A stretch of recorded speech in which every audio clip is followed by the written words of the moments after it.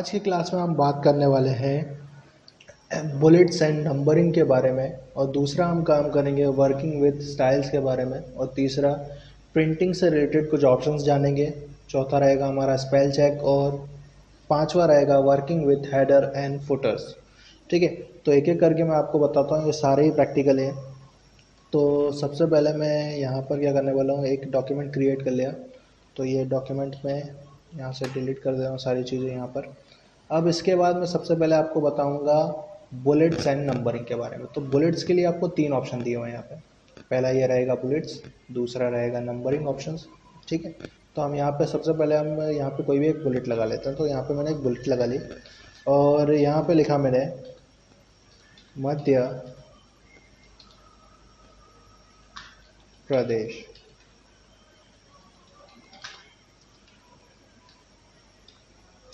ठीक है, तो ये मध्य प्रदेश मैंने लिख लिया यहाँ से। इसके बाद मैंने यहाँ लिखा उत्तर प्रदेश। ठीक है, तो ये मैं एक लिस्ट बना रहा हूँ कि यहाँ पर मैंने एक मेन हेडिंग लिख लिया मध्य प्रदेश, उत्तर प्रदेश। अब मैं चाहता हूँ कि जो मैंने मध्य प्रदेश लिखा हुआ है यहाँ पर, इसके अंदर जो सिटीज़ हैं वो आए। तो मैंने यहाँ पे एंटर किया और यहाँ पे टैब बटन प्रेस किया। पहले देखिए, एंटर किया करेंगे तो खाली जगह आ जाएगी, टैब बटन प्रेस करेंगे तो वो उस मध्य प्रदेश के अंदर हमें ले आएगा, यानी कि वो लगेगा कि हाँ यहाँ पे इसको शिफ्ट किया गया। तो यहाँ पे फिर मैं लिख लेता हूँ भोपाल। ठीक है, यहाँ पर इंदौर। तो बुलेट्स का जो यूज़ है वो किया जाता है आपको पैराग्राफ के लिए। जैसे आप बुक्स वगैरह में पैराग्राफ आपने देखे होंगे, तो वो बनाने के लिए किया जा सकता है। इस तरह की लिस्ट बनाने के लिए किया जा सकता है। जैसे कि अगर मैं नंबरिंग के लिए यूज़ करूँ तो नंबरिंग का यूज़ भी कुछ इसी तरीके से होगा। तो जैसे मैं नंबरिंग ये यूज़ कर लेता हूँ, जैसे मैंने आपको यहाँ पे करके दिखाया, मैंने भी यहाँ पर बुलेट्स का ही यूज़ किया हुआ है। ठीक है, उसके बाद यहाँ पर मैं नंबरिंग वाला डेट चूज़ कर लेता हूँ। अब बुलेट्स में क्या होता है कि सिंपली हम जो भी बुलेट्स लेना चाहते हैं यहाँ पर वो ले लेते हैं।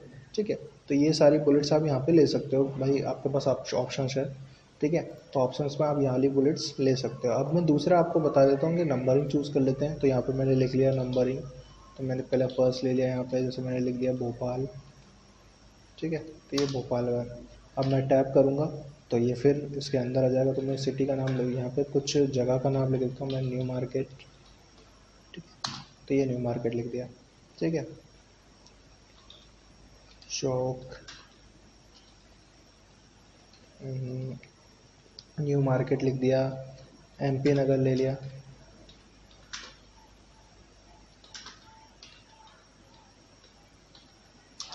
ठीक है, MP नगर ले लिया। तो ये यहाँ पर आप कुछ ऐसी लिस्ट बना सकते हो, बहुत लंबी चौड़ी, आप जितनी बड़ी लिस्ट बनाना चाहो बना सकते हो।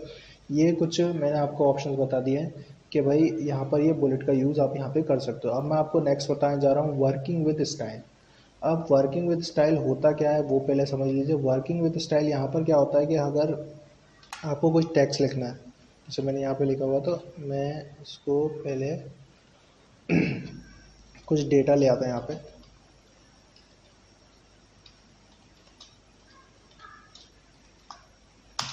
ठीक है, तो ये कुछ डेटा ले आया हूँ मैं यहाँ पे। तो ये जो डेटा है,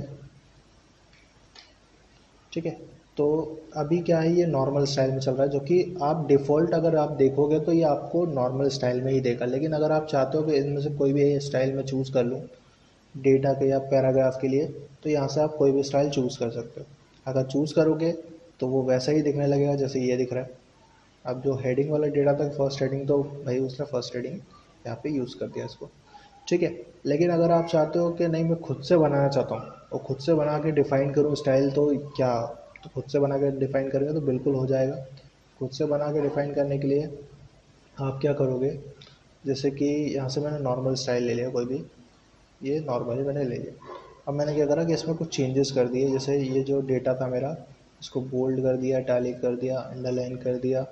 ठीक है, और बॉर्डर भी आए। ठीक है, तो यहाँ पे मैंने ये चीज़ें कर दी हैं। उसके बाद मैं क्या करूँगा यहाँ पर, अब इसके आगे मैं क्या करने वाला हूँ कि भाई इसको मैं यहाँ से करने के बाद स्टाइल में जाता हूँ।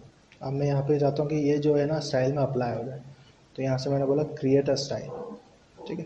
क्रिएट अ स्टाइल, स्टाइल का नाम दे दिया माय स्टाइल,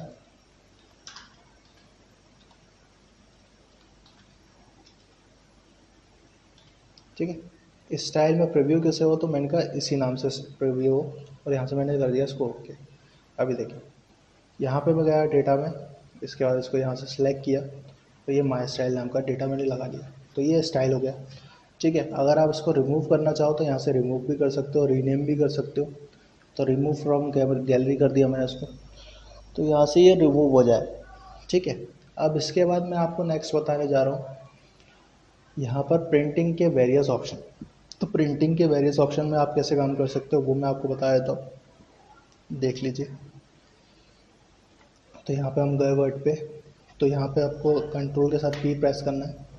तो यहाँ पर आप प्रिंटिंग ऑप्शन में आ जाओगे, तो प्रिंटिंग ऑप्शन में आपको क्या क्या ऑप्शन मिलते हैं वो देख लीजिए। तो प्रिंटिंग में सबसे पहले यहाँ पे मिल जाएगा प्रिंट ऑल पेजेस, तो अपने हिसाब से आप इसको सेटल डाउन कर सकते हो, कितनी कॉपीज़ चाहिए आपको, ठीक है। उसके बाद कलेक्ट कैसे करना है, तो यहाँ पे आपको ऑप्शन मिल जाएंगे, ठीक है। अनकलेक्ट या कलेक्ट, जिसने प्रिंटिंग की होगी उसको पता होगा कि भाई कैसे निकालना है। जैसे आपने 2 पेजेस डाले हो, 1 और 2, तो कॉलेक्ट में अगर करोगे तो पहले 1 निकालेगा फिर 2 निकालेगा। अगर अनकॉलेक्ट में करोगे तो पहले 1 1 वाले निकाल देगा जितने पेजेस बोलोगे, और फिर 2 2 वाले निकाल देगा। तो ऐसा रहता है। इसके बाद यहाँ से आप साइज़ देख सकते हो कितना चाहिए आपको साइज़, तो लेटर में कर लिया, ठीक है। पेज पर शीट, यानी एक पेज पर आपको कितना चाहिए, जैसे मैंने मान लिया कि एक पेज पर मेरे को 2 शीट चाहिए, तो 2 शीट हो जाएगा ये, ठीक है। तो ये कुछ वेरियस प्रिंटिंग ऑप्शन होता है, यहाँ से आप प्रिंट कर सकते हो। अब उसके बाद मैं आपको नेक्स्ट बताने जा रहा हूँ यहाँ पर स्पेलिंग चेक।